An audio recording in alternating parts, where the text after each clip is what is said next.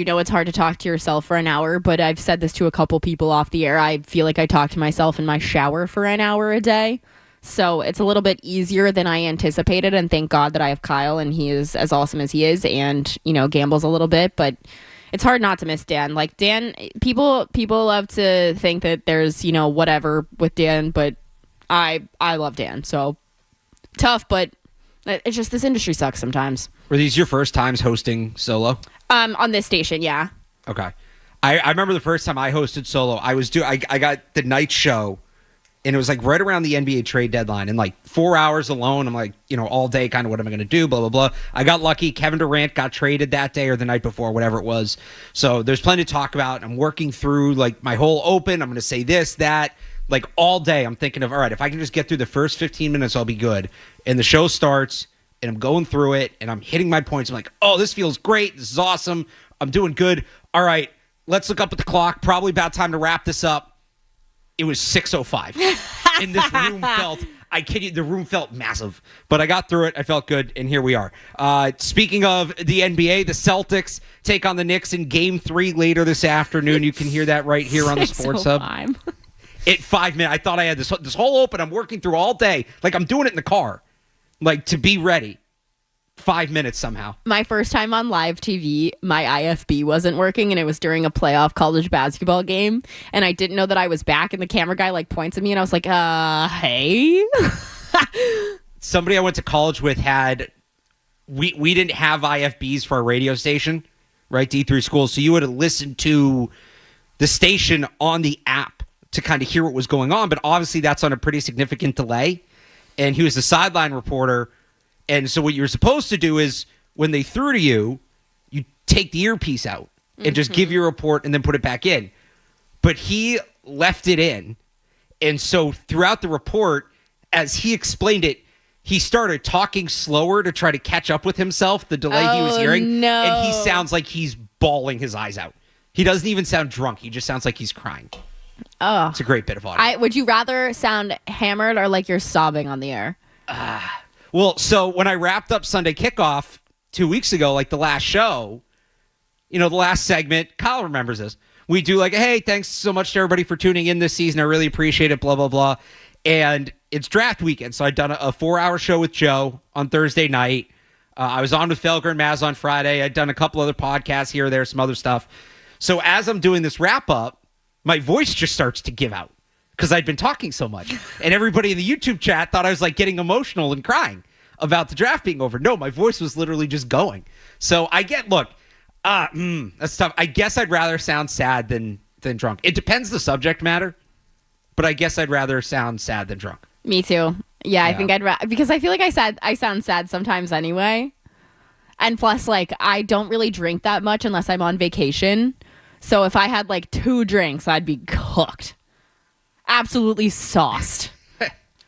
I'll go sad. The more I think about it, the more I'll go, I'd rather sound sad than drunk on the air. Yeah, me too. All right, Celtics, Knicks this afternoon. You can hear the game right here on 98.5 The Sports Hub. Kendra, you put out a question on Twitter on Wednesday night after Game 2 that I think kind of gets to the point of where Celtics fans should be at, because as doom and gloom as we all are about the Celtics right now, and fairly, by the way, they blew 2 20-point leads. I hate the people saying like, oh, well, you know, they won a title last year and they still have the best roster. I'm sorry. If championship aside, if we can't get mad about blowing 2 20-point leads in the playoffs to a team from New York, what even is this city anymore? But like, I say that thinking full well they can still win this series because they are so much more talented and they have to overcome some stuff, and it starts with the coach, and we can get to that. But after seeing the way things have gone these last 2 games, even if they do come back and win this one in 6 or 7, if you're a Celtics fan, 617-779-0985, how do you feel about the playoffs beyond this? And I think so many people, like right now, it's just survive and advance. I think for a Celtics team that starting in September, people were only thinking about June in the finals, this is the most short-term approach we've had on the Celtics in a few years now. Like, can they just get through this series? If they do, how do you feel about their chances to win a title? 617-779-0985. Because Kendra, especially seeing what's going on in the West right now, I'm a little worried about it. You can't feel good. Even if they beat the Knicks, and I'm kind of with Felger and Maz on this. It's been embarrassing. It's been embarrassing for 2 games. And I still think they can win the series. I still think they can win 4 in a row. Some of that's what I think about the Knicks, but I still think they can win 4 in a row. But against the Nuggets, against the Thunder, I don't love those matchups. Honestly, even the T-Wolves, dude. So I said last week that personally, whoever comes out of the West, I think will be our NBA champion this year. But are you currently in the camp that it's more on the players or it's more on Missoula? Because I went on an absolute rant this morning about how, to me, it seems like Missoula just cannot get out of his own way, cannot get over his own ego, and adjust the game to win and not just live by the 3 and die by the 3, which is something that has been proven in the postseason. You have to adjust to how you play with. Yeah, no, I was cheering in the car when I heard that. Look, Jason Tatum needs to be better. Let me say that. Jason Tatum needs to be better. Jaylen Brown needs to be better. Whatever, losing Porzingis is hurting them and all of that. I'm not going to diminish the players not putting the ball in the basket because they're not, and that's a problem. But if we're going to slice up the blame pie, Kendra. Joe Mazzulla, what flavor is the blame pie? I'm a pecan pie girl. But it can't be one you like because it's a blame pie. I'm still going with pecan because I love it sometimes and I hate it sometimes because it gets stuck in my teeth and sticky, which feels like this Celtics team. It's a good analogy. If we're dividing up the pecan blame pie, pecan or pecan? I'm a southerner. Okay. I say pecan. I should have known that was coming. If we're dividing up the pecan blame pie, Joe Mazzulla gets the biggest slice. Jason Tatum might get the second biggest, but I don't think the sizes are close. So when you blow back-to-back 20-point leads to an inferior team, and the Knicks are an inferior team. On paper, the talent, the Knicks are an inferior team. It has to start with the coach. The conversation has to start with the coach. And you're exactly right. It's the analytics. It has been Shanahan-esque from Joe Mazzulla. Great comp by you. Thank you. The way it's Jimmy Garoppolo going bombs away, up 2 touchdowns in the fourth quarter of the Super Bowl. I get it. The math says take threes greater than 2, all of that. Woo! Great. At a certain point, you got to play the clock. I know the analytics people don't believe in the clock. They think everything's played in innings or whatever. At a certain point, you got to play the clock and speed the game up. And it worries me that they won't make that adjustment, even though they made it against the Magic at times. So I don't know what this mental block is against the Knicks. But if it didn't change after game 1, I'm worried it's not going to change. I'm also with you in that I think that Jason Tatum gets the second largest slice of this pie. But here's the thing. I worry that, and I said this if you were listening the last hour, that if it cannot be a situation where it's a Derek White night, it's a Peyton Pritchard night, it's a Porzingis night, whatever. It has to be a Tatum night from here on out. He has to be the guy. He has to be your best player. He has to be the guy that's getting the paycheck that he's getting. But the thing is that I fear after what happened the other night that he might be so far in his own head that he might not be able to get out. So I think what they have to do tonight is they have to go to him early. They have to go to him often. Get his confidence up, because if it's not, that's when you have to adjust to one of these other guys. So this is where I worry about Joe Mazzulla and just the analytics, because there's no formula for that. There's no formula for the mental part and the human element of it. And are they going to acknowledge?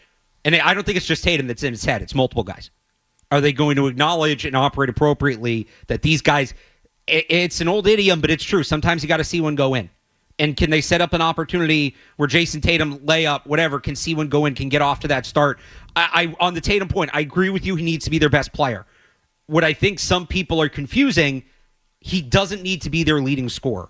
I think part of the difference last year versus the previous few years with Tatum was he was able to monumentally impact the game without putting the ball in the basket. He was the best player. He was getting the attention defensively like the best player, and he was able to make everybody around him better.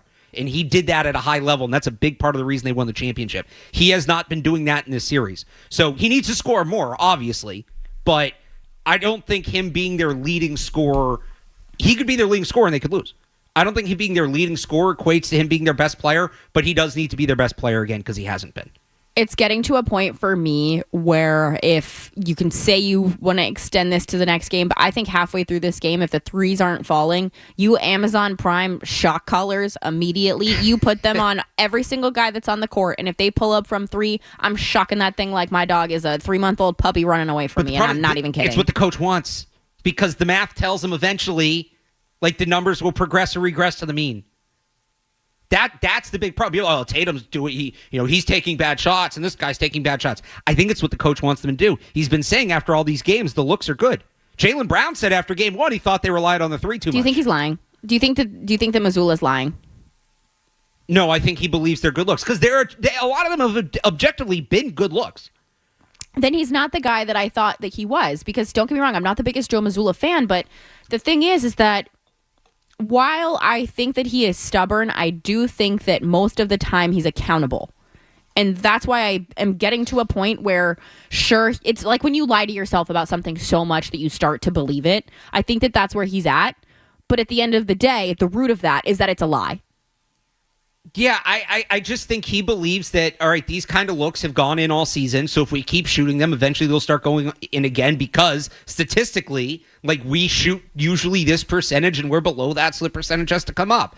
I don't know if he thinks they're all good looks, but like objectively they've been good looks, but at a certain point, some nights you just don't have it and you have to adjust, and that's a between the ears thing, which generally the analytics doesn't do a great job of accounting for. We got people right on the phone lines here, so we're going to take a quick break. We'll be back to your phones next. It's Alex Barth and Kendra Middleton on the Sports Hub.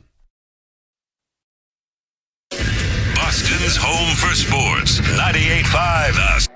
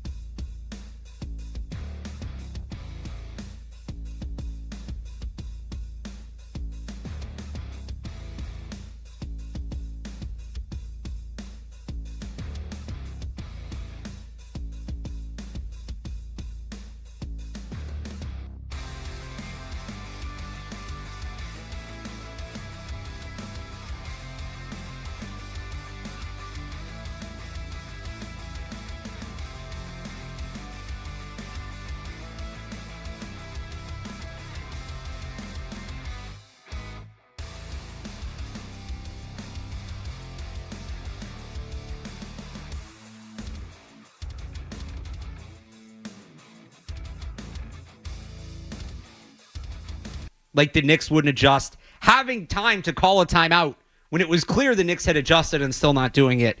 To me, it starts with the coach. So let's go to Mike in Virginia on Joe Mazzulla. Mike, good morning. Morning. How you doing? Good. Yeah, I do believe there's two things that put us in this situation. One is injury and illness, and the second thing is Mazzulla. It's like when I watch him coach, I feel like it's me when I would coach my kids in 8th grade playing basketball. I had one play.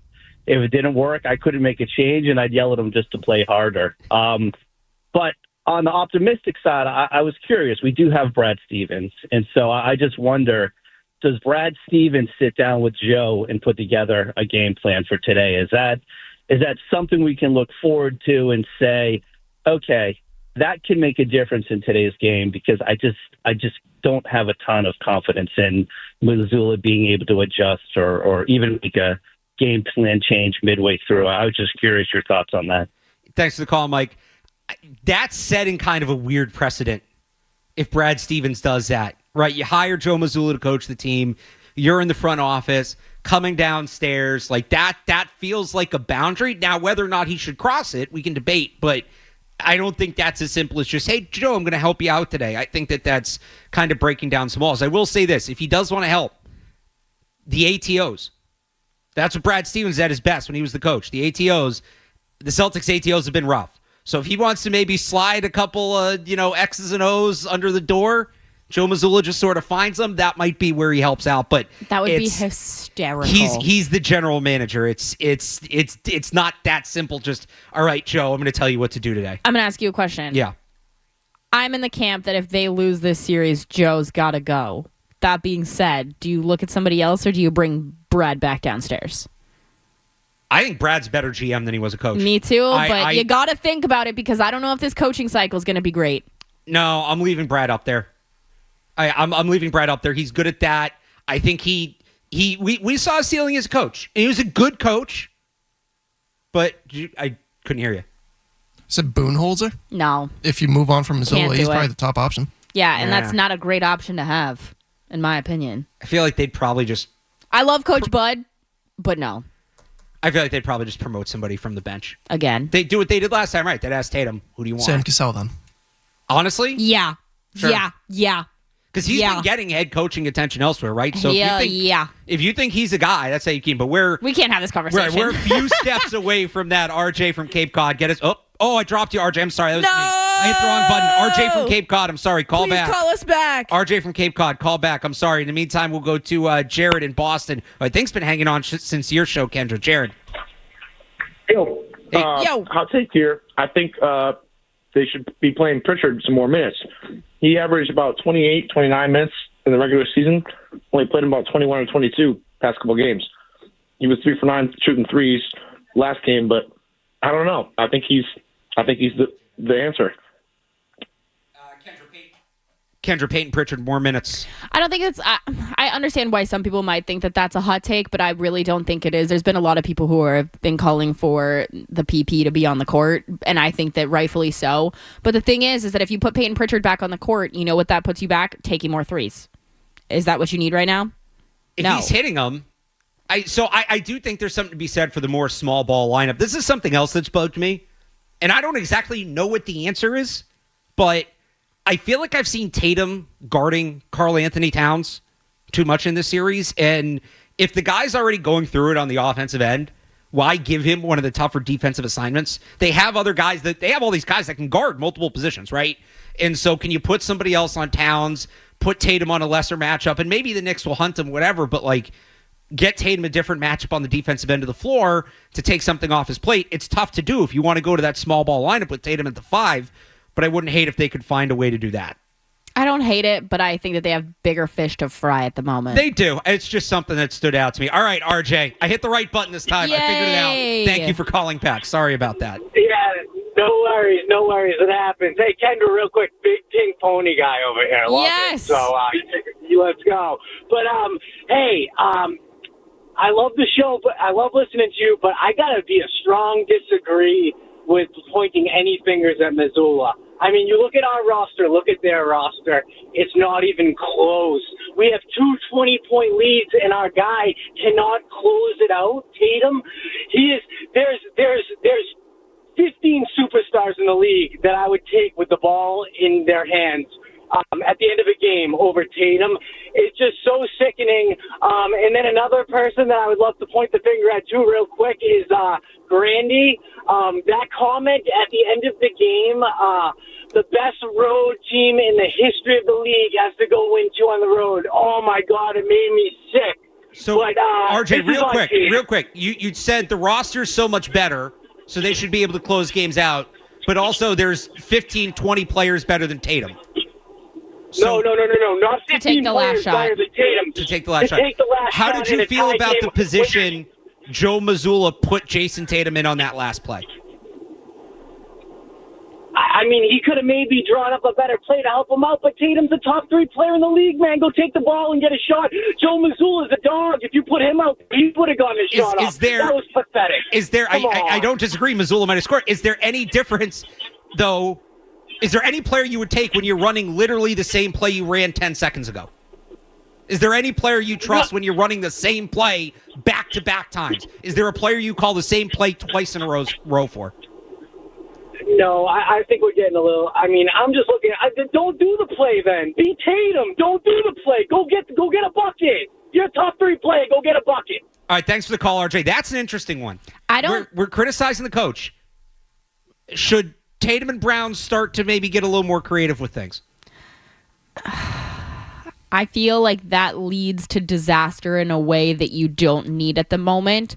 That being said, I still stand firmly that Mazzulla deserves the biggest slice of the pie, but at the same time, there's nobody's hands that the ball should be in outside of Tatum in that situation. Yeah, I'm with you on that. I don't know that there's 15 or 20 players, a couple. I'm not saying Tatum's the guy you want with the shot in that situation, but he's not outside of the top 15 on that list. We got a celebrity text in.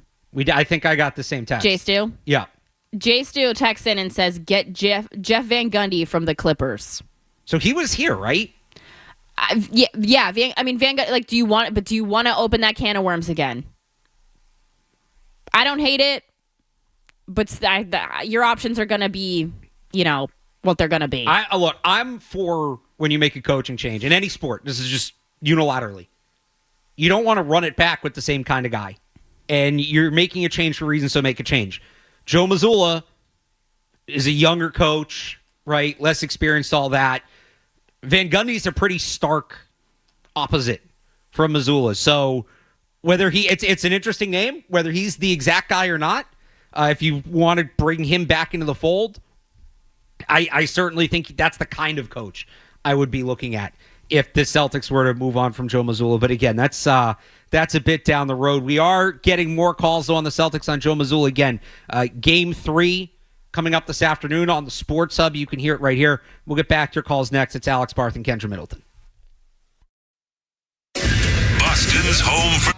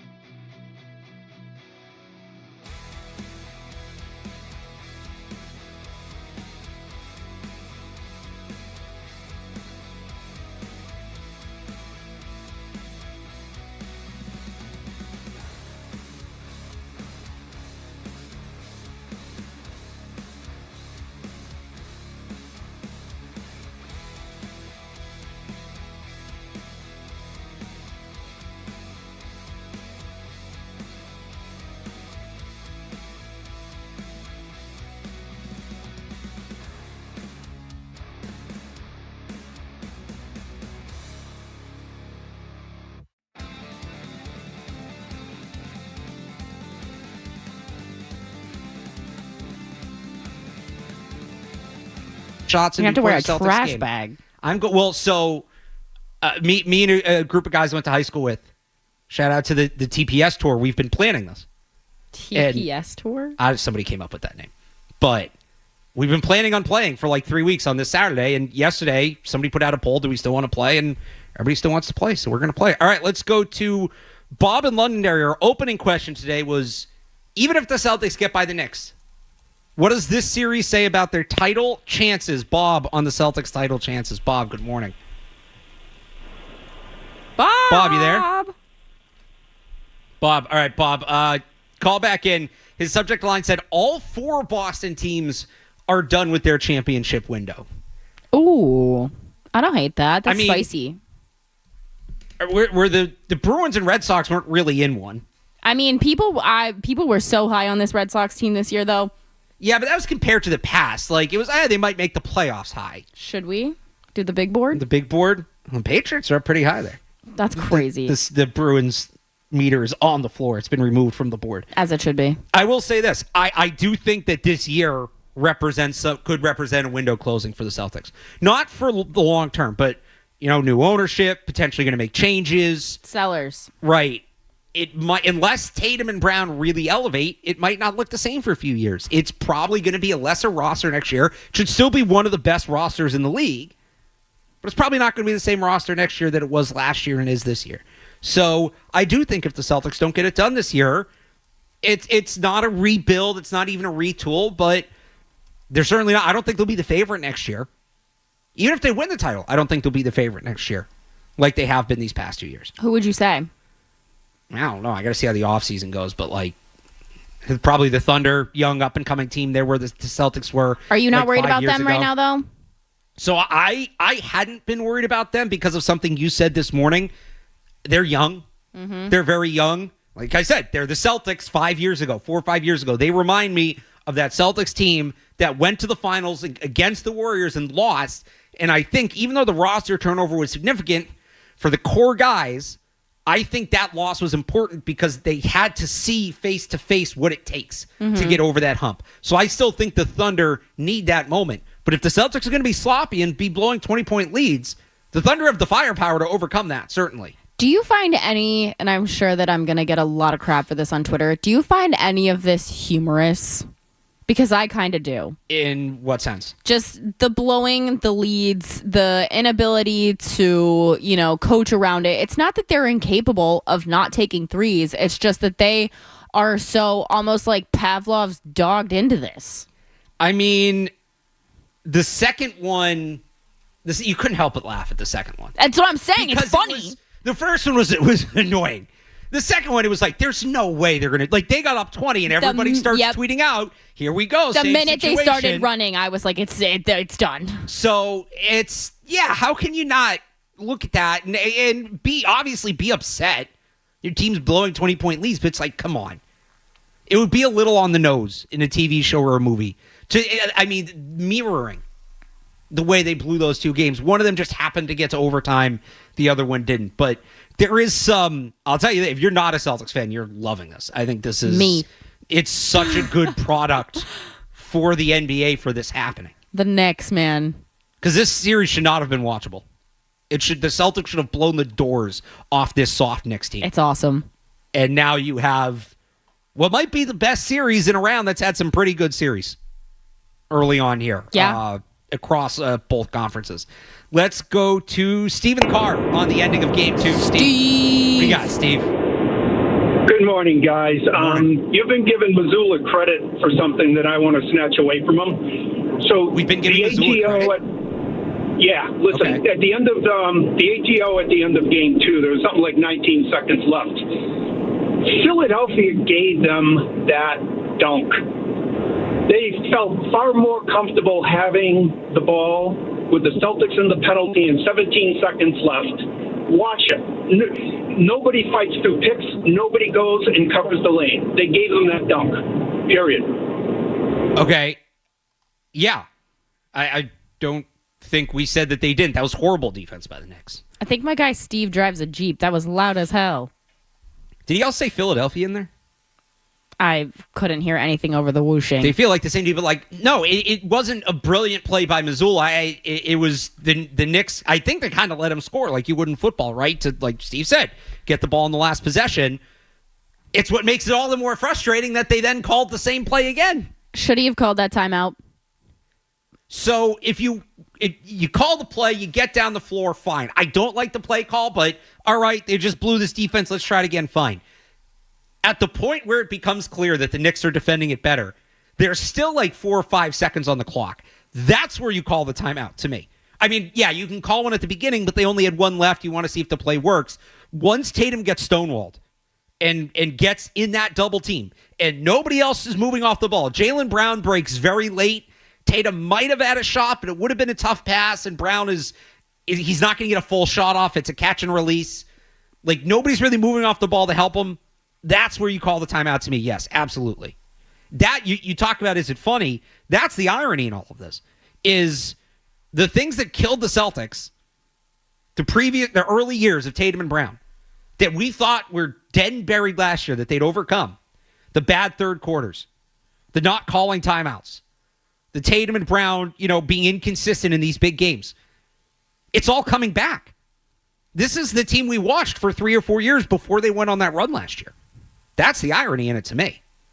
I think that it's funny to me. I know that it's not funny to you, but you've got to find some way to kind of cope with it, whether you love the Celtics or hate the Celtics. I know that if you hate the Celtics, you're loving this right now, but even if you love the Celtics, it's just, this feels so weirdly fitting after all season long, the last 2 years, people have been screaming about the three-pointer. You know what I mean? And the analytics and everything. For this to be the way that this has gone, because they are unwilling to not die on this sword, it's just, this is what the NBA needed. So, I don't want to say I'm torn, because I want the Celtics to win the championship. I had a ton of fun at the parade last year. I want to do it again. I want to get on a float. Hit me up. As an anti-analytics person, I have not. There has been a part of me that has very much enjoyed the last couple games. Yeah. Across all sports anti-analytics, there is a part of me that has enjoyed the finger wagging I've gotten to do. I texted you after the game, and you didn't understand the context. How do you feel about Kyle Shanahan? Because I knew I was going to reference him quite a bit on this show. As somebody who is, it might be one of my least favorite coaches in sports, getting to invoke that has been enjoyable. I was going to say, I couldn't tell if it was just a random Barth moment, because it was out of nowhere, and I didn't realize that what correlation you were making. So I was like, this feels very Barth. I don't know. I mean, it is. Objectively, it is. You weren't wrong to think that, but I was texting because I had to text Evan Lazar, who's a big Kyle Shanahan fan, about that, and my buddy who's a Falcons fan who experienced 28-3. So I was texting all these people about Kyle Shanahan. I think I kind of got lost in explaining all of it. Lost in the sauce. I had to text the Shanahan fans. Let's get a couple more calls here before we hit the break. Zach in Indiana on Tatum. Zach. Hello, good morning. This is a rant. So, first off, I'm angry about a multitude of things. Number one, I want to talk about Jason Tatum. Okay. So, Jason Tatum is a 6'9" basketball player, number 5 points per game in the league. What are you doing shooting three-pointers? Use your height to get to the hoop. That's ridiculous. Number 2, Celtics, top 3 team in the NBA. You're down 2-0 against the New York Knicks? What? That team has been getting random strays from movies and on Instagram for years. And then number 3, my third point, the Celtics are, like you said, are reverting back to their 2022-2023 season. If Joe Mazzulla is listening to this radio station right now by some act of God, Joe, you need to do something with your position and do something with your job. This is unacceptable. As a Celtics fan, I know I've been spoiled with the Patriots and, the Red Sox over the years. I'm a kid, so I've seen these teams win my entire life. However, I'd rather watch my college team, Purdue University, lose in the championship last year on rerun than watch Celtics playoff basketball, because at least they had the desire to win the championship and get to the point. The Celtics don't even care. You could see it on the court that the Knicks want this championship more. Banner 19 my ass. I mean, they're done. The Celtics need to make a major change right now. Yeah. Or they're going to lose in game 3, and it's going to be over. It's going to be like the Heat all over again last year or 2 years ago. They're not even going to come back. This is unacceptable. Joe Mazzulla, make a difference, make a change. That's really all I got. Ran out of steam there a little bit at the end. That's a pretty good rant. I love how he's like, that's all I got, as if he didn't just absolutely fire breathe over everything. Little Purdue reference in there. I liked it. The one thing else, I don't mind Tatum. Tatum's not the one who bothers me as much with the threes. Like, they all need to be shooting less because they're cold and they don't have them between the ears. The one that really bothers me, Jaylen Brown is at his best when he puts his shoulder into the defender and gets downhill towards the basket. He needs to be doing more of that. And I don't know if it's because of the injury, if he can't do it, but it actually might start with Jaylen Brown. If you can get Jaylen Brown going downhill, forcing teams to respect defending at the rim more, is going to open up opportunities for Tatum and other guys on the perimeter. One of my issues with this team, and I think that what is ultimately going to get to them if they wind up playing one of these teams from out west in a championship series, is the lack of physicality. You are such a big team. You have the ability to be physical. I get that you're a little injured at this point in the season, but who the hell isn't?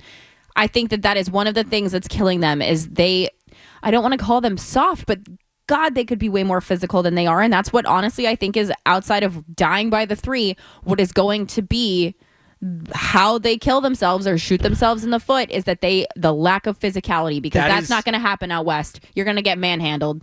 Getting out-softed? Yeah. By this, is that the term? By, or being a team that is softer than this Knicks team with Jalen Brunson and Karl Anthony Towns? Mm-hmm. Yikes. I don't even want to think of that as a possibility. Let's grab one more call here before the break. Phil in New Hampshire has been holding on. Phil, how's it going up there in the great state of New Hampshire? Hello, I'm driving a Jeep and it doesn't sound like the Whirly World. Great phone, actually. Great phone audio. Good job, Phil. First of all, I think the Celtics needed this, so I did enjoy exactly what's happening, because I think it's a reminder of where they came from. So this is good. But I wanted to clap back on the who else would you want the ball in their hands at the end of a game, and I'm saying Tatum. The beauty of Brown and Tatum is Brown has the intangibles that Tatum doesn't, and that's why Tatum doesn't get all the love that he should get in this area, because Brown is more of the killer. Brown plays a tougher game. When you got the Knicks beating them up and Tatum comes out of his comfort zone and he starts doing that soft, tall guy play where it just doesn't work, he always does better as a distributor. At the end of that game, you can call the same play, but that ball should have been in Brown's hands, because Brown will go in, Brown will use his body, Brown will get either get a ball up or he will get a foul that if they don't call it, that's a whole new thing for New England to talk about all week on the radio. But Brown is that. Brown, we need to use Brown in those situations, especially when you see Tatum is uncomfortable and he's playing that game that Tatum does when he's out of sorts, which is, the shot is off. He goes for these weird finesse shots that, it's like he doesn't know that he's no longer the string bean that came into the NBA. He doesn't know that he got all that beautiful muscle mass now and he could use it. He plays like that. Thanks for the call, Phil. I'm all for Jaylen Brown getting downhill more. That last play, that's a good point. That is probably more of a Jaylen Brown play than a Jason Tatum 100%. play. But he is dealing with that knee injury. And as much as Tatum struggled, Brown has struggled as well. Not being talked about as much. Is it just because he's not Jason Tatum face of the league? Is it the knee? And if you talked about Jason Tatum needing to be their best player, I agree with that. But in terms of setting the tone, if they want to up the physicality against the Knicks, that has to start with Jaylen Brown. If he's not healthy, that might be a problem. I know we don't cross sports on this station. It is I don't mind crossing. Here's the thing. I was going to say, you and me, both football people, Jason Tatum might be reaching Justin Herbert levels of negative clutch gene. See, it hasn't been great, but this guy also has arguably the greatest Game 7 performance in NBA history against Philly a couple years ago at the Garden. So, look, it's been a couple years since he did it, and I'm not saying that's not a problem, but he has proven you get more opportunities in basketball. You do get more opportunities, but he hasn't been clutch as of late. I think that's different than saying he's not a clutch player. If anything, that makes him more disappointing because he is disappointing. It has been disappointing. It has. I think that's fair. Joe Mazzulla gets the biggest slice of the blame pecan pie. He makes way too much damn money to be playing like this. Jason Tatum has been the most disappointing part of this series. I wanted to watch him destroy this Knicks team. That was what I was looking forward to more than anything else. Take me back to the days of Paul Pierce, and that obviously hasn't been the case. We're going to hit a break. Back to your calls. I also want to get to the big drama, capital D drama at Fenway Park with the Red Sox and Rafael Devers, plus the latest on Bill Belichick. Kendra has thoughts on that. All that, plus your calls, 617-779-0985 here on the Sports Hub. Boston's home for sports, 98.5.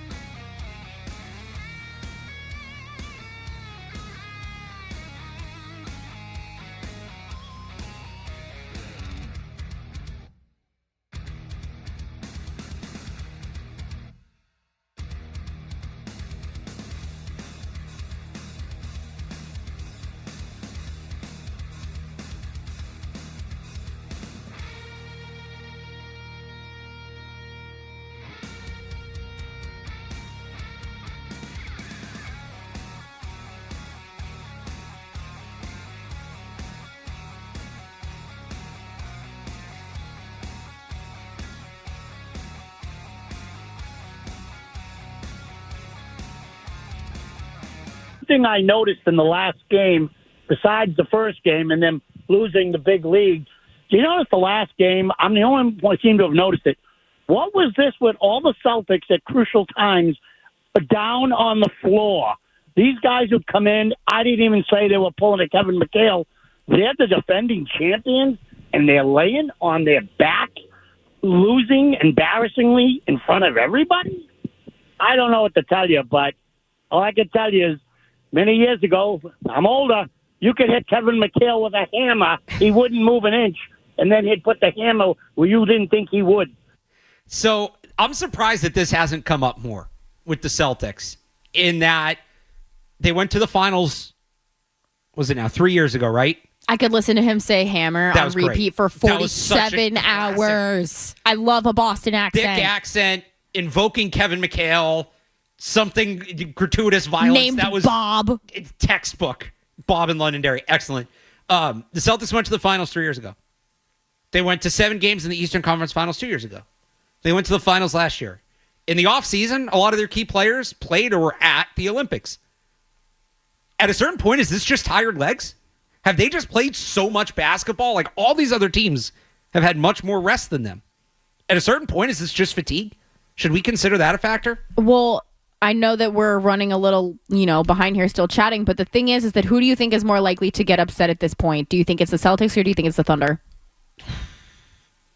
Because I think it's the Thunder because they're playing a better team. Because in the postseason, there's always a team with an early exit that you don't expect. You've got to hedge your bets there. What is it? No defending champion has made it past the second round in the last 4 or 5 years, something like that. It might be longer. So I'll say the Thunder, though, just because I think the Nuggets are a much better team than the Knicks. All right. I want to get the rest of these Celtics calls in. Rapid fire, lightning round, like Felger Maz say. Let's go to Dean in Shrewsbury. Dean, lightning round. Dean. I agree with you guys, with Alex, that the Thunder don't have the experience. I think they'll be the best team over the next 5 to 7 years, but it might take them another year or two. I think SGA is ready, but the rest of the guys are just too young and inexperienced.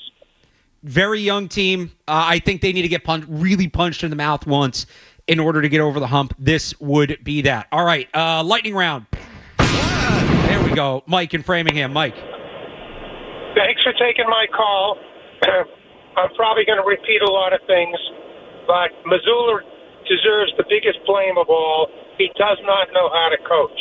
You, me, everybody else knew. Take a timeout. Tell him to go for the basket. Stop shooting all the threes. He didn't get it. That's number one.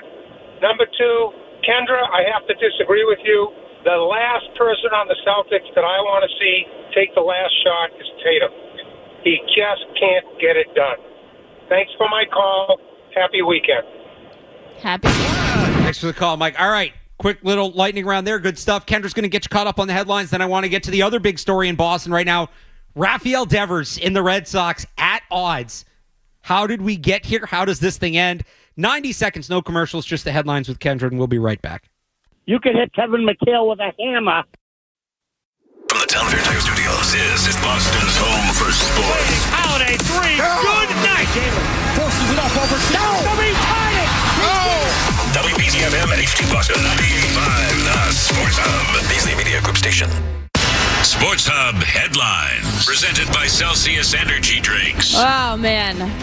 Happy Saturday morning, Boston. Some NBA scores from last night. The Cavs beat the Pacers 126-104 to push that series to 2-1 in favor of the Pacers. They will play a Game 4 tomorrow at 8 p.m. And the Nuggets, baby, they beat the Thunder 113-104 in Game 3. Denver now leads the series 2-1. They have the early game tomorrow at 3:30. And your Celtics taking on the Knicks at this MSG that all of these national talking heads are talking about being such a tough place to play this afternoon. Knicks lead the series 2-0 as they head home, but the Celtics, you've been hearing it all week long, that they are the best road team in the NBA. Sam Hauser listed day-to-day with an ankle. Other than that, everyone is available. You can pregame with Grandy and Max at 3 today for tip-off at 3:30. And your late-night game tonight is Game 3 between the T-Wolves and the Warriors. That series is currently tied 1-1. And the Red Sox woes continue as Freddie Freeman of the Royals hit a line drive RBI single into left center in the bottom of the 12th inning to give Kansas City a 2-1 win over the Sox last night. The two sides will run it back at 7:10 tonight with Garrett Crochet back on the mound. I've said it once, I'll say it again. It is May, and I am sick of this team. Over in Lord Stanley's playoff where the real magic's happening, an absolute game we had last night between Satan and the Devil, a.k.a. the Leaves and the Panthers in Game 3. Your Rat King, Brad Marchand, scores an overtime winner to put the Panthers up 5-4 and bring the series to 2-1. Game 4 is at 7:30 tomorrow. Jets absolutely kicked the Dallas Stars' ass last night. 4-0, series ties 1-1. Tonight, we sneakily get the best matchup so far between the Canes and Caps, in my opinion. That series is tied 1-1. Game 3 has a puck drop at 6 p.m. Vegas and Edmonton play Game 3 at 9 p.m. with Edmonton up 2-0. And last but not least, the New England Revolution will visit Orlando City SC tonight at 7:30 p.m. This is the Revolution's third straight league game on the road and is available right here on the Sports Hub. Sports Hub headlines were brought to you by Freedom Boat Club. Don't buy a boat this summer. Join Freedom Boat Club. Enjoy unlimited usage of boats at 21 prime locations from the North Shore to P-Town. Go to freedomboatclub.com. Today, you're listening to 98.5 The Sports Hub, Boston Time for Sports. I'm Kendra Middleton, and your next update is around 11. Listen to it, laugh at it, get mad at it, agree with it, argue about it. It is Boston Sports. Boston Sports. And it is all we do. 98.5, The Sports Hub. When it comes to Boston sports, we're fans just like you. 98.5, The Sports Hub. Here in the clubhouse, thankfully, the relationship that I have with my teammates is great. I don't understand some of the decisions that the GM makes. Next thing you know, someone in the outfield gets hurt and they want me to play in the outfield. I think I know the kind of player that I am, that's just where I stand. Tessie is the Royal Rooters rally cry. All right. I think we've jumped on Joe Mazzulla and the Celtics plenty. Not that they don't deserve it, they do. And we can get back to it. You have any more issues with the Celtics, 617-779-0985. It's Alex, Barth, and Kendra Middleton on the Sports Hub. But I do want to get to the other big story that materialized late this week, and that is Rafael Devers is not happy with the Boston Red Sox. So if you've missed this, the very quick summary, obviously Tristan Casas gets hurt. The Red Sox don't have any first baseman. Craig Breslow goes to Devers about playing first base. Apparently Devers doesn't like it. Talked to the media. Was this Wednesday night, Thursday night? I want to say it was Thursday. Thursday night. But I also think that it is Tuesday next week because I have a day off tomorrow, so my whole schedule is like, what? Whenever it was, Devers meets with the media and just unloaded. And now it was through a translator, but talked about how, the team had told him they didn't want him to play the field, and now they do, and they should go find another first baseman. Said he doesn't understand the decisions the GM makes, referring to Craig Breslow as the GM, which is not his job. Now John Henry and Breslow Sam Kennedy have to fly out to Kansas City to talk to Devers. It's ugly. It's ugly with the star player. And let me say this got pretty tribal among Red Sox fans. And Twitter has been a mess. I understand why. You root for the team, but the team is ultimately made up of the players. He's the best player. He's the longest tenured player. A lot of people have an emotional connection to Devers. Maybe this is a cop-out, Kendra, but I think it's absolutely fair to say both sides should be better here. I do think that is fair, and both sides should be better here. I want to say about the translator thing, his translator has been caught sugarcoating some of the things he has said at times to make them sound nicer. That being said, at the beginning of the season, I absolutely agree that he was being a poo-poo pants baby. Yeah. But maybe he was seeing something that we weren't. And now that this is kind of, the curtain's been pulled back, whatever. I don't blame him. Do I think that both sides are wrong here? Yeah. But do I blame him? No. I'd be pissed too. This is bullcrap. The whole thing. All of it. You wanted him to do more at the beginning of the season. He had, the rug kind of pulled out from under him, which rightfully so. They got better at that position, but I wouldn't want to be on this Red Sox team either right now. And I advocated really hard for Alex Cora last year, but I honestly don't think that he's getting enough of this pecan pie slice either. Yeah, it's fair. And look, whose job is it to go to the player and say you're going to play a different position? You'd think it would be the manager, but Breslow did it. Now he gets thrown under the bus. You wonder if there's an issue there. But you hit on an important point. It's not so much Devers is refusing to play first. That was the conversation back in the spring when they moved him from third to DH, and he was annoyed, and I was with the team on that one. But, it was, no, you're going to play third, Bregman's going to play second. That didn't come true. Okay, well, you still might play some third. It's a platoon. That didn't come true. Okay, well, now we want you to be DH, and we're going to leave you there. Well, now they're asking another thing, and yeah, I understand that he might have some trust issues with the team. And I don't think it's just about him being asked to play another position. I think it's over the course of 3 or 4 months, they knew he wasn't happy about moving off of third, but he still should have done that. But now it's continuing to tinker, and he's a franchise player. Signed a $300 million deal that is essentially a lifetime contract. He is supposed to retire as a Boston Red Sox, signing that contract. You don't dink around with franchise players. And I understand if he thinks through all of this movement, and yes, it's unforeseen circumstances because of the injury, but I wouldn't be surprised if he kind of sees this as, I'm a franchise player. You don't see these other franchise guys getting moved around the diamond like this, especially multiple times mid-season, and I think that's where the annoyance comes from. And look, hindsight's 20/20, but if you'll allow me, Kendra, does this whole thing get avoided if they just trade Tristan Casas in the spring like they were trying to?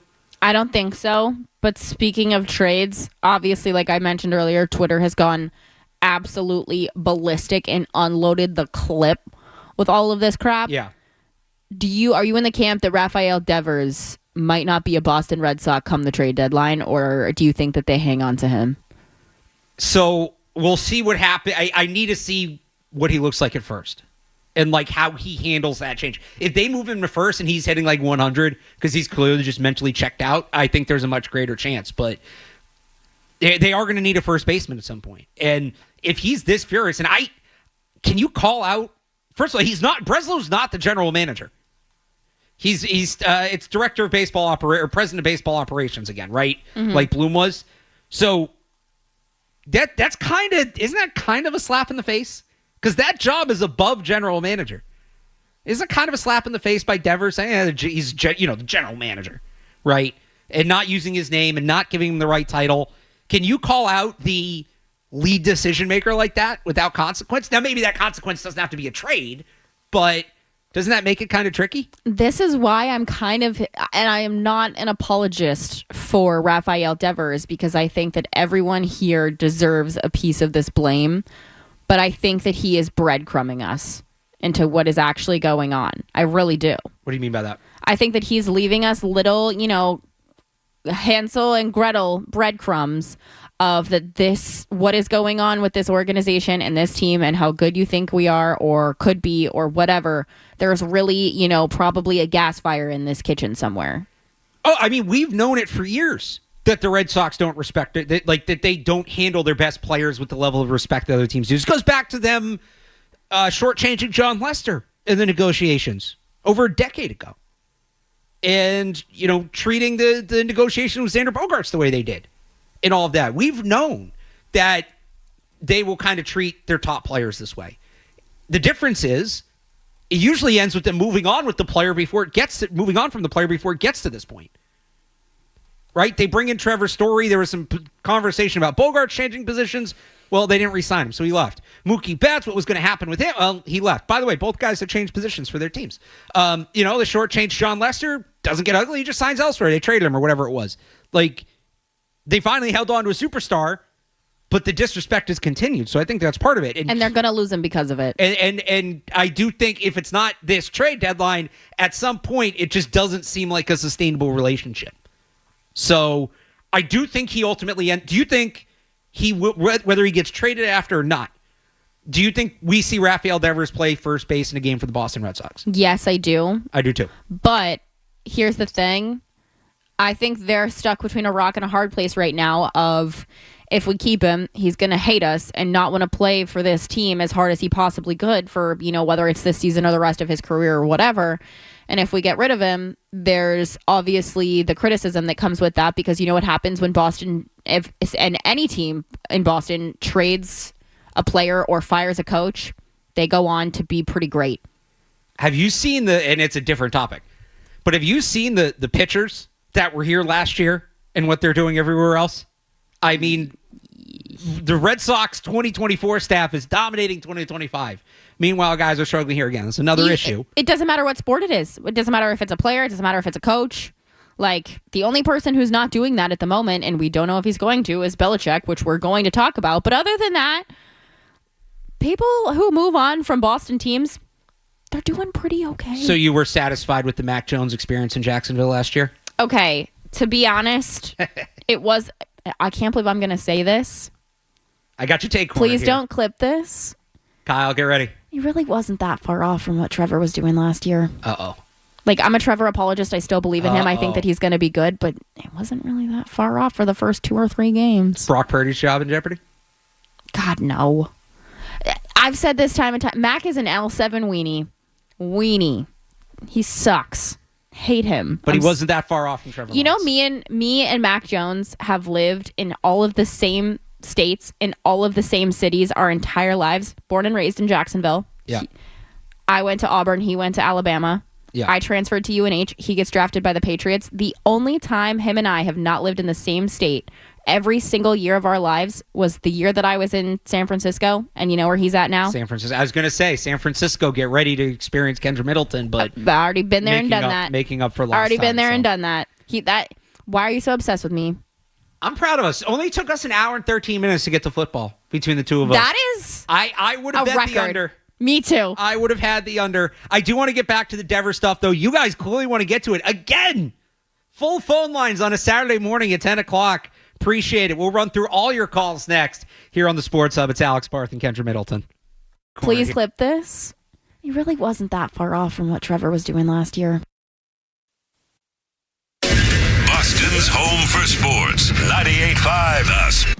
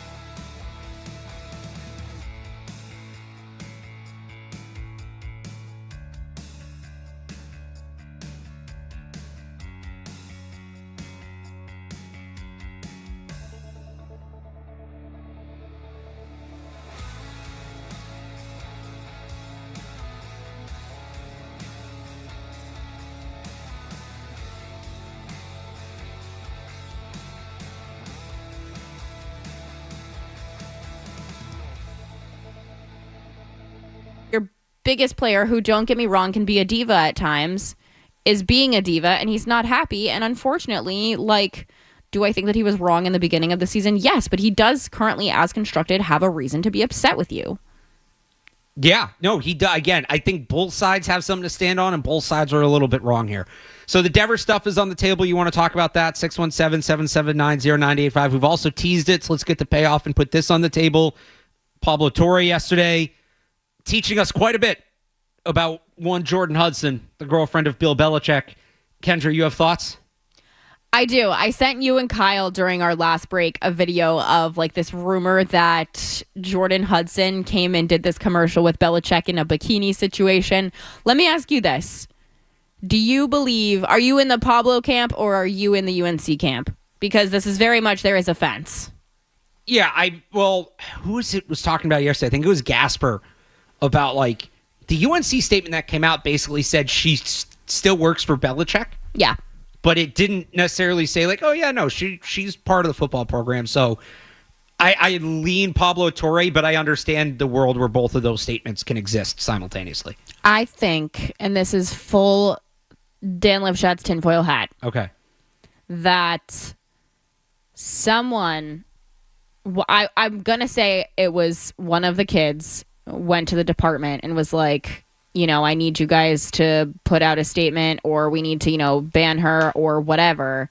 And the wind of it got out. I think he went to probably Pablo Torre, whatever, trying to, get her banned from this because it's a bad look for the family. It's a bad look for the team. It's a bad look for the college. It's a bad look for everybody involved. And this got out a way that they didn't want it to.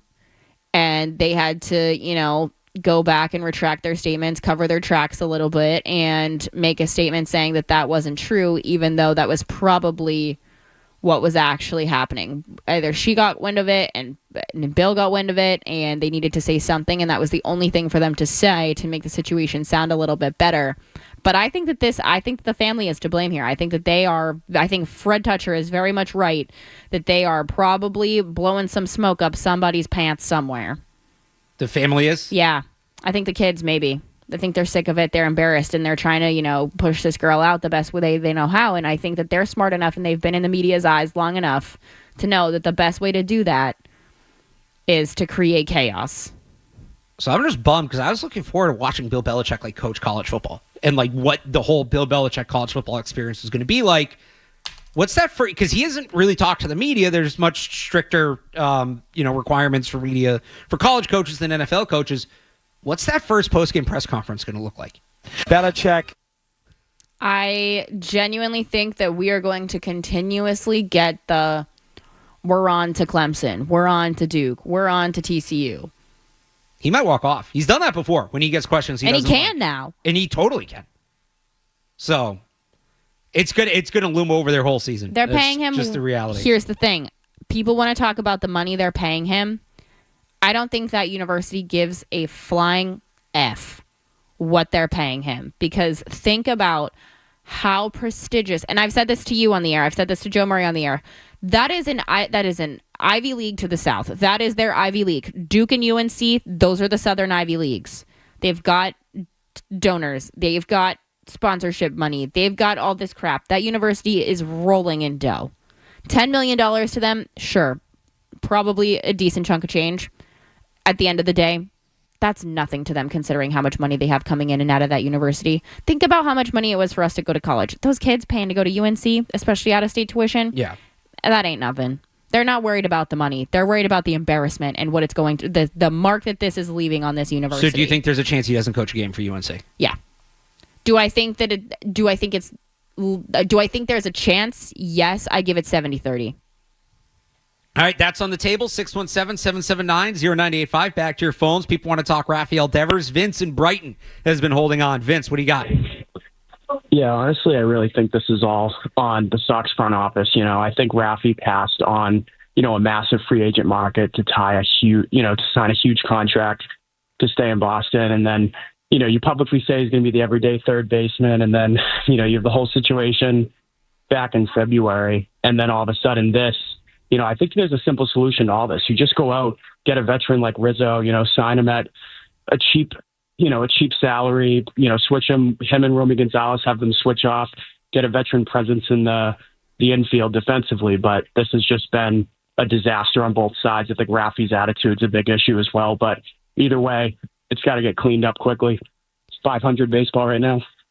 They are aggressively 500. Again, I don't think the problem is with asking Devers to change positions. I think it's the whole of it. Multiple times asking him to change positions after public statements saying they wouldn't.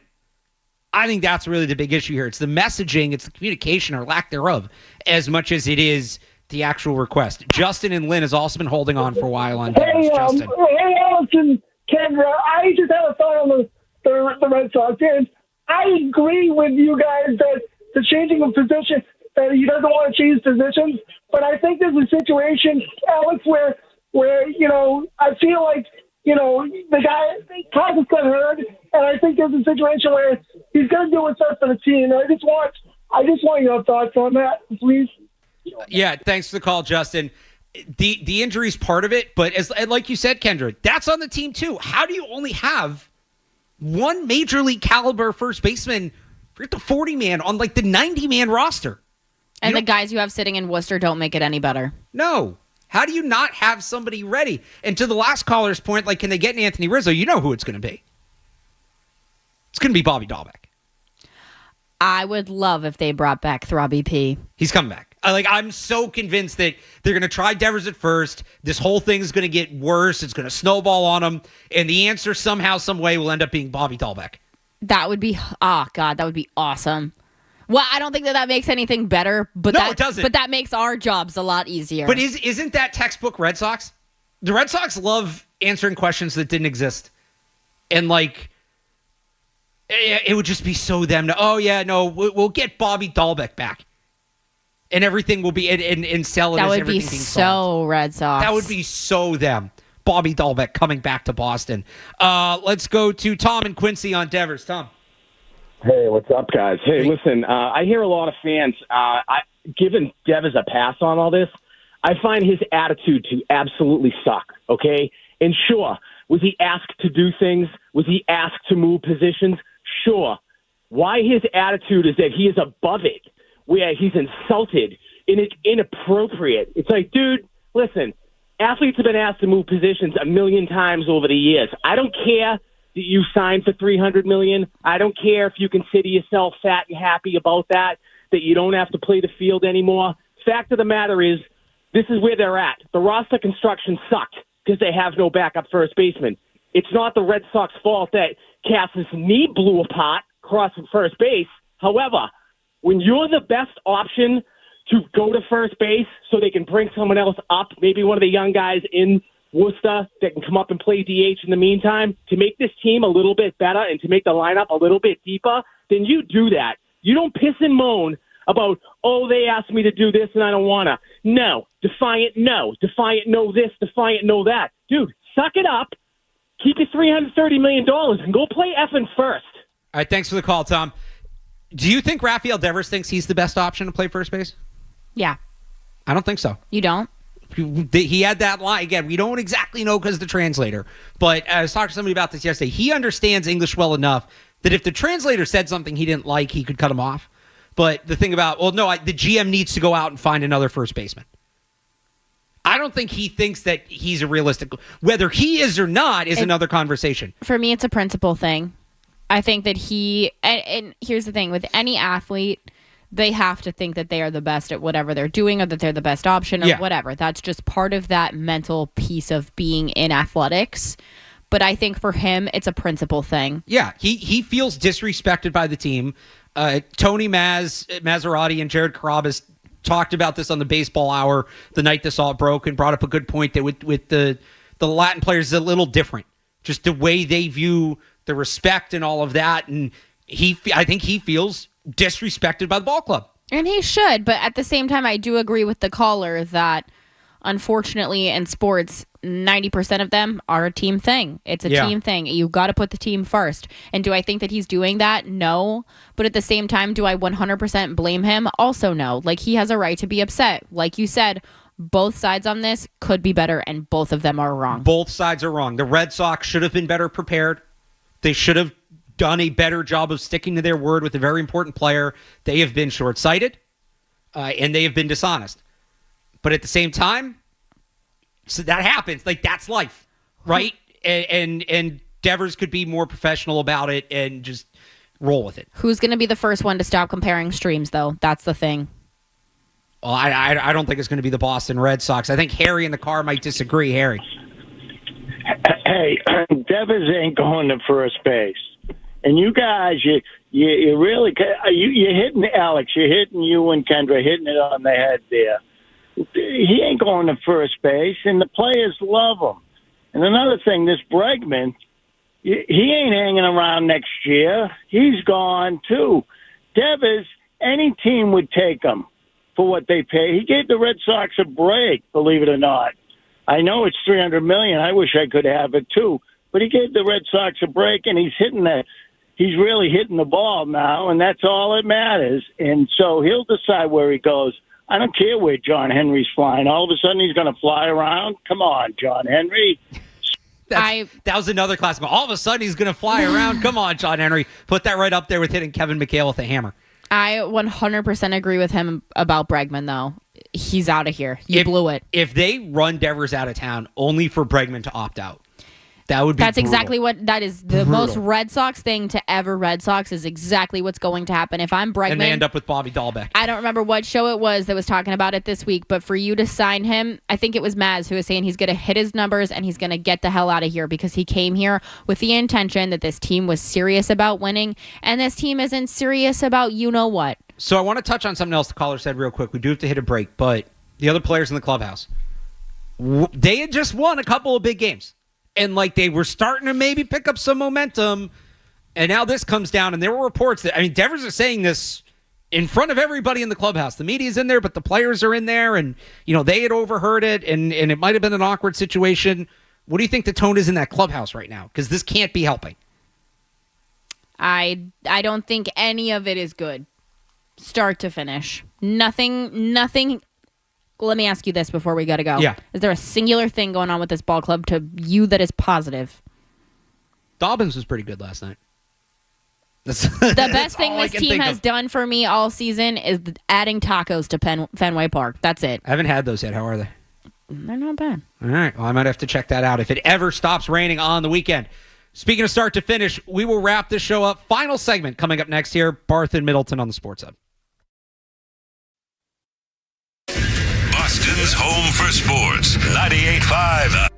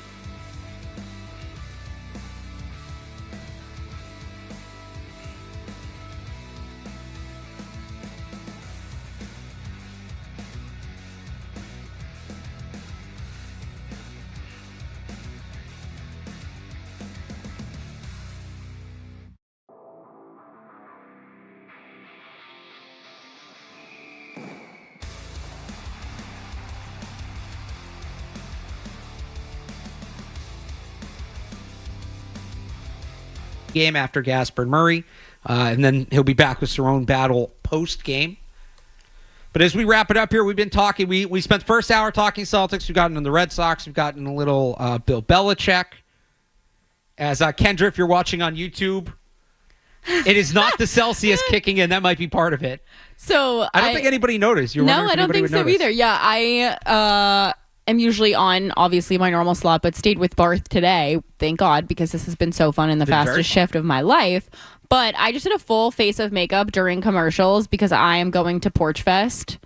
So if you see me with eyeliner and mascara on now, that is what happened during the break. I actually took a picture. Maybe I'll put it on Twitter. I was waiting to see if anybody noticed in the YouTube chat. No, nobody did. All right, we've had people hanging on. Let's get back to the phones. John in the car on Rafael Devers. John.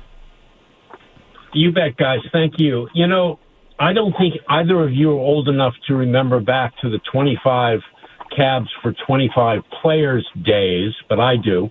And I see Devers as being sort of miscast because he's getting ready to start that whole revolution. John Henry did nothing wrong. He's the owner. He's the CEO. He hopped in a plane not to smooth the waters, but to tell Rafael Devers either ship up or shape out. George Steinbrenner would have already run the guy out of town because the culture needs to be team first. And Rafi Devers is an overpaid, overweight, very lucky guy to have a $300 million contract, and I'm fed up with him. This is not the fault, at the end of the day, of the Red Sox organization. It's the fault of the greediness and the culture that existed in the 70s where Red Sox players did not respect anything but themselves. And I'm going to be a fan that boos Devers every time he comes to the plate. Even if he winds up at first base, he's a guy that needs to be shipped out of here. All right, if we're going to talk about greediness and team first. Did it sound like he was driving a horse and carriage to you? It did sound like he was on a horse. I literally said back to Kyle, I was like, was he on a horse? I'm guessing it was like rain gutters or something, like rain hitting a gutter or something, but he did sound like he was on a horse. Alexa, or at the very least, hitting two coconuts together. Play Pink Pony Club. He did sound like he was on a horse. When it comes to the Devers thing, if we're going to talk about team first, can we talk about John Henry not spending? Sorry, I love this song. No, that was what I was going to say earlier, and I lost my track of thought. John Henry been team first? That's the thing. The Boston Red Sox, 1, should never have as cheap of a roster as they do right now. And 2, the Boston Red Sox should never be at or below 500 baseball. Never in a million years. I don't care if there's a fire. They are, I'll say it again, aggressively 500. They are in your face about how 500 they are. If Henry did go out and it wasn't a smoothing things over, it was a, hey, you're going to play first, we're going to trade you. Was that the right move? Hindsight's 20/20. I don't think so. I don't think it was. And I'm not saying it couldn't work out, but we're about, I'd say we're still 2 or 3 weeks away from an ultimatum. Yeah. You can get there eventually. I think it's too early to go to that stage. What do you think is... Let's look ahead. September. How much of this team looks the same, and are they still playing 500 baseball? Well, here's the thing. If they're playing 500 baseball, they will probably look the same, because with this new stupid playoff format where everybody gets in, if you're 500, you're kind of a playoff contender. Which is bullcrap. It's stupid. It's all these leagues are going backwards with their playoffs. The NFL had the best format, 12 teams, 2 byes each league. Made the most sense, was great. The NHL one, don't even get me started on the NHL one. It makes no sense to me. None. And now baseball's adding theirs. Yeah, if they're at 500, they'll probably still be hanging around, because especially with how much the American League sucks, they'll probably be a playoff team. I think Kyle and I need to be put down this morning. I've been here since 7 a.m. and we just Kyle and I have had way too much Celsius. He just asked me. He asked me if I said hentai is 2020, and I was like, I don't think so. But if you clipped it, maybe, I don't know. Did I say hentai?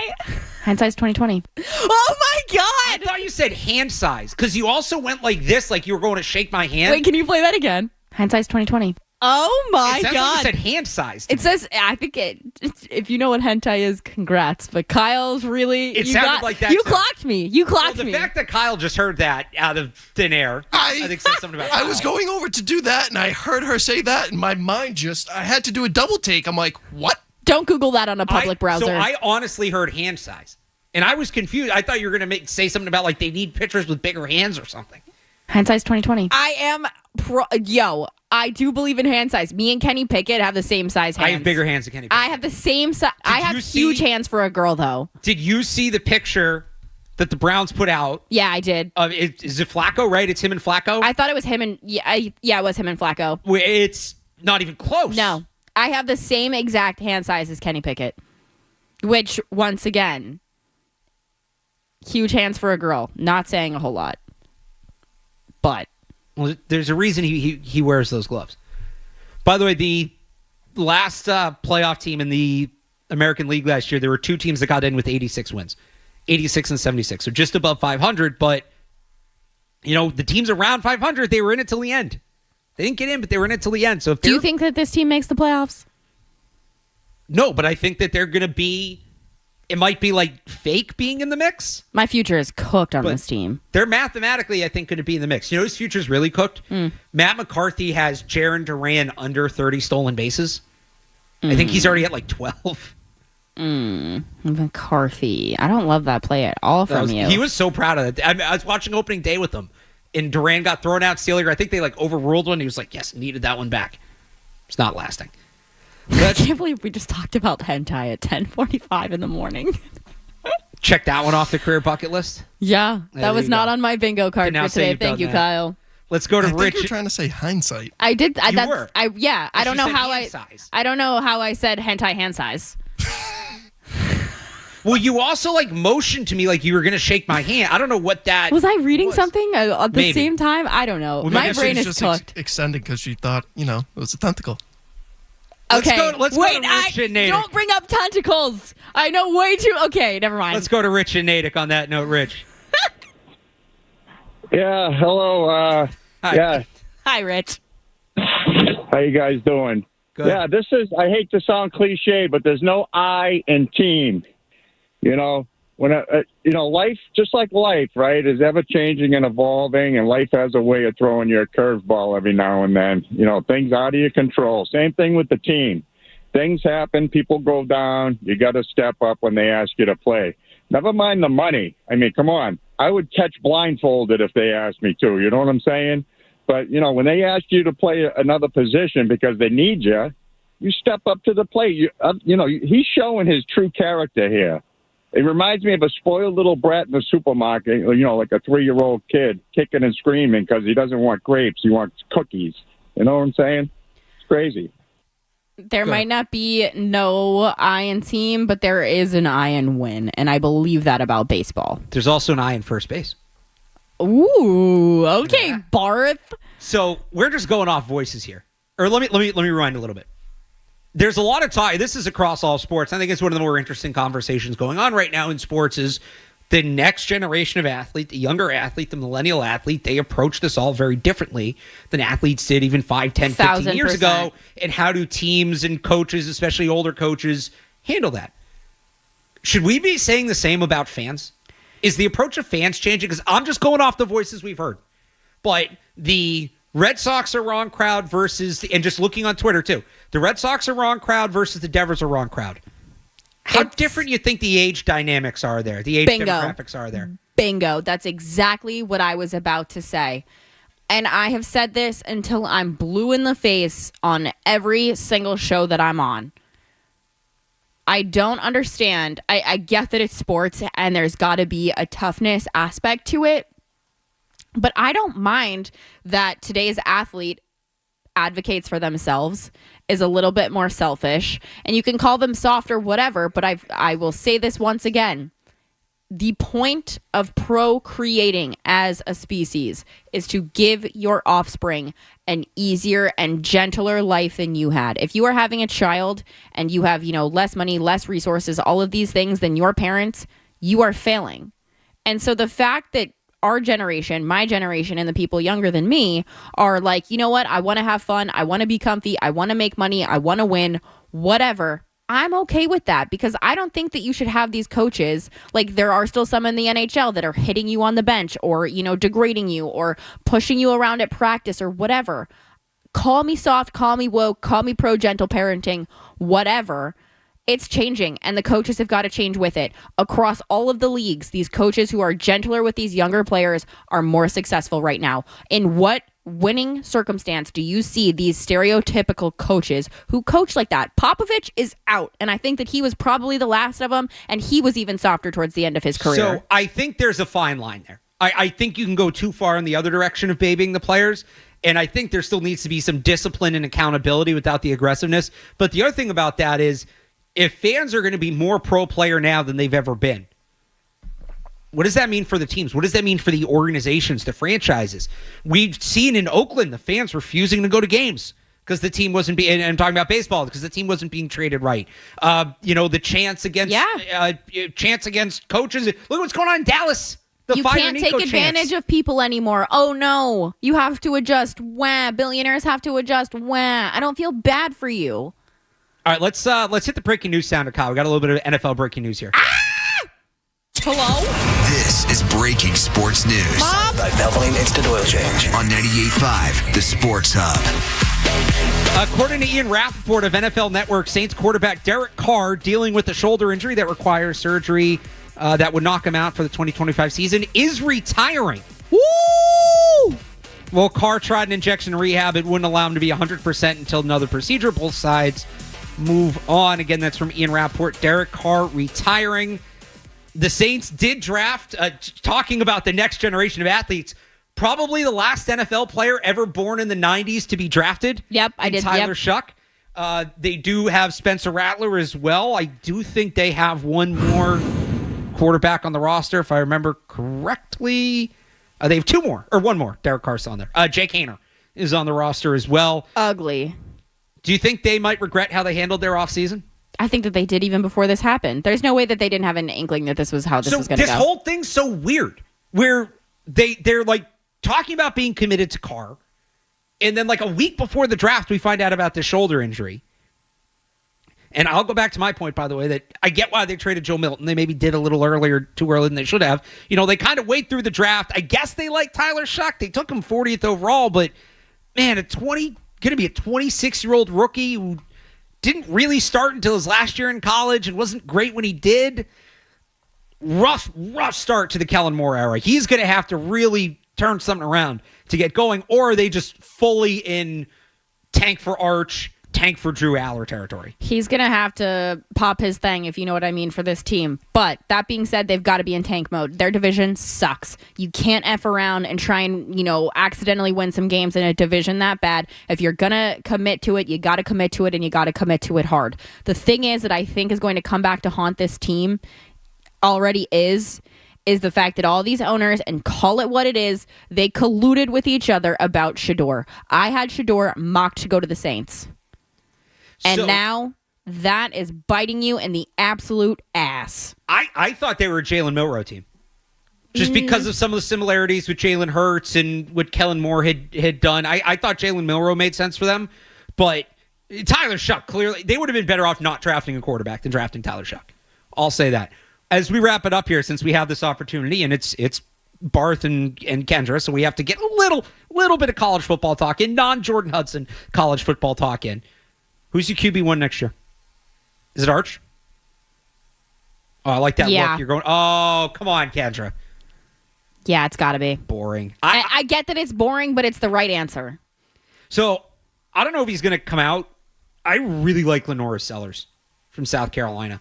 That's a hot take. Two of my favorites That's in this such class. A Barth take. I don't know that I'd have them at the top. Two of my favorites in this class might not come out. Lenora Sellers and Sam Levitt. Arch Manning's going to go first because he has the name value. I'm not that high on him or Aller or Nussmeier, honestly. I think this quarterback class is wide open. I think it's Arch, and it's not even close. Texas knows something. He got benched from Malik Murphy when they were going for a title. Not benched, but when Quinn Ewers got hurt, they went to Malik Murphy instead of Arch in a championship potential season. That should say something. Arch is going to put up big numbers because I think Sark's brilliant and he's going to make it work. And I guess ultimately I think Arch will be the first quarterback drafted. I don't know in 10 years if that's going to end up being the right pick. You and I talked about this towards the end of the college football season, though. And what I think killed Texas in the postseason was the lack of packages that they had for Arch. If they mixed it up a little bit, I think that they would have been in a different position. But if he's just a gadget quarterback, is that worth the first overall pick in the draft?